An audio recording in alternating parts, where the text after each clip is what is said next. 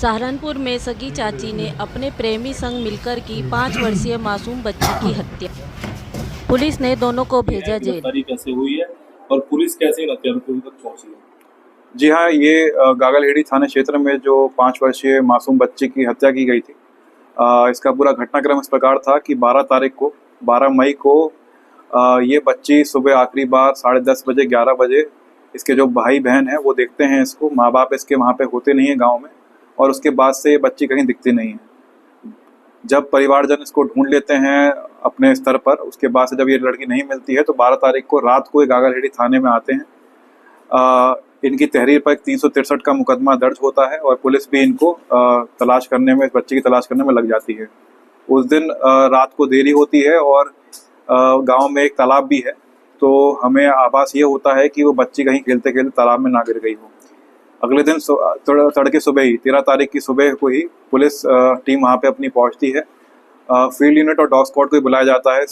जो tracker dog है हमारे पास, बच्ची के सेंट सूंघाकर उसको आसपास घुमाया जा रहा होता है कि तुरंत एक घर के बाहर एक जंगला है जो इसके चाचा चाची का घर है, उसी के घर पे दीवार पे एक जंगला लगा हुआ है, उसी के बाहर एक बोरी मिलती है। जब पुलिस उसको देखती है तो बोरी के अंदर ही ये जो मासूम बच्ची की लाश है वो मिलती है वहाँ पर। उसको तुरंत ही वहाँ से हटाकर मोर्चरी लेके आया जाता है, उसका बॉडी का पीएम कराया जाता है। जब बॉडी जिस हालत में मिलती है तो उस पर कुछ राख लगी रहती है, पुरानी राख, और कुछ चावल के छोटे छोटे दाने और कुछ प्याज के छोटे छोटे छिलके उसकी बॉडी पे लगे रहते हैं।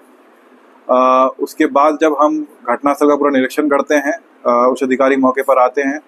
पहला शक हमारा इसके चाचा पर जाता है। उसके बाद हम चाचा के घर की तलाशी लेते हैं। चाचा के घर की तलाशी ली जाती है तो उसमें देखा जाता है कि जो उनकी किचन है जहाँ से वो जंगला लगा हुआ है, वहाँ पर कुछ राख थी। राख के साथ ये जो जब अपना खाना बनाते हैं वो राख एक स्टोर में रख लेते हैं।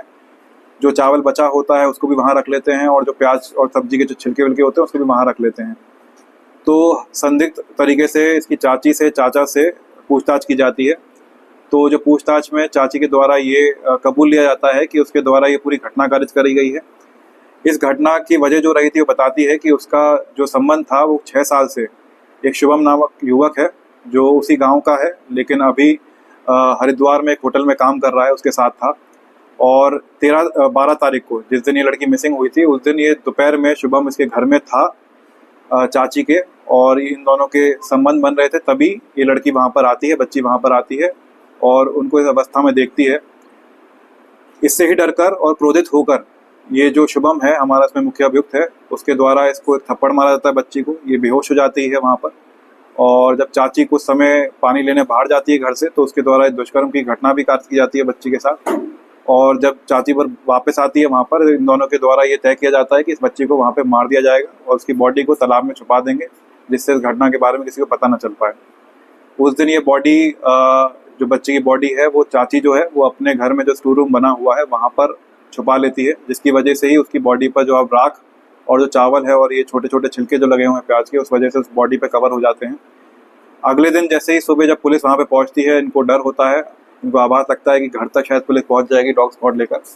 तो चाची के द्वारा जब पूरा गाँव बाहर व्यस्त होता है उसको ढूंढने में, तुरंत मौका पाकर उसको जंगले से बाहर बॉडी को वहाँ से फेंक देती है। इस तरह पूरा घटनाक्रम इसमें हमारा ये हुआ है इसमें, और पूछताछ में सारी बातें निकली हैं। इसमें जो भी साइंटिफिक एविडेंसेस हैं, चाहे वो राख या चावल के सैंपल हों घर से भी और जो बॉडी से मिले हैं वो भी, चाहे इसमें अभियुक्त के डीएनए सैंपल हों जो मैच कराए जाएंगे अभी फॉरेंसिक द्वारा, जो बच्ची का स्वैब लिया जाएगा उससे, और जो हमारे जो इसमें CDRs हैं वो सब सारे के सारे साइंटिफिक एविडेंस इकट्ठा करने के बाद पुलिस इस निष्कर्ष पर पहुंची है और आज इन दोनों को गिरफ्तार कर कोर्ट के सामने पेश किया जा रहा है।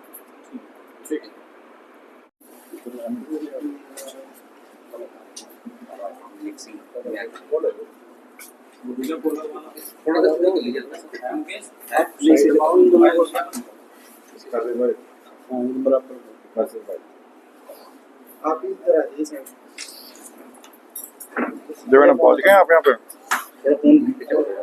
आ जाइए।